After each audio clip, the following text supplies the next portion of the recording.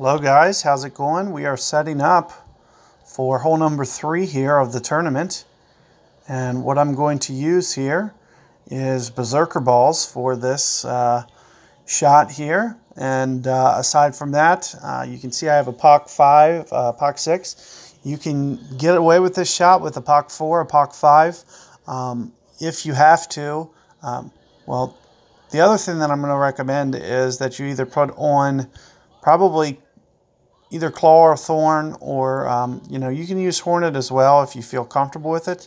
Distance isn't going to be a factor, so for me, I'm going to switch over to claw. I'm a little bit more comfortable with it, and but you can use a similar type approach with a claw, with a thorn that I'm going to do, or a hornet.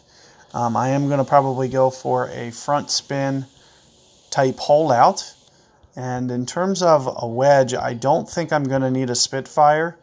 So it's the one time that I might recommend, for the ball guide, just throw Malibu on, because it is going to be downwind on this hole. And with the rough iron, we should be good to go. Keep in mind that you might need to play this shot from the rough. So you want to set yourself up for a club that you're going to feel comfortable with to make the hole out, in case you are in the rough. And keep in mind, if you have a POC 4, a POC 3, you're still going to be okay. What I would recommend is probably not curling what I'm about to do. So you can use a very similar line and aim to me, but what I would recommend is trying to basically bump it through this part of the rough and try to get it right up into this part of the fairway. What you're going to see me do is I'm going to try to get it much more into the neck here. So you're going to see me try to get it up in here with a full top spin, full right spin. And I'm also going to favor this right side a bit.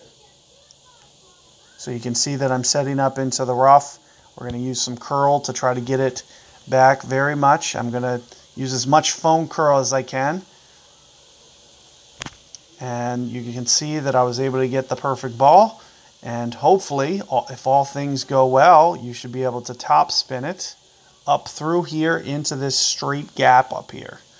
And when you get it up here, this is going to give you the best angle to get this hole in one. Now, if you have a POC 6 and a POC 7, that's the only way you're going to get it up to where I just did. Otherwise, if you wanted that similar angle, I would really refrain from using the turbo balls, but the new turbo balls within a POC 5, for example, would let you technically get it up to where I just did. But it is going to be a little bit harder to get that same angle. So like I mentioned, what you just saw me do with my curl, I would recommend backing off of it and just doing more of a straight ball, and just trying to work on guiding it through the edge of that rough and bumping it into that fairway in the opening a little bit shorter.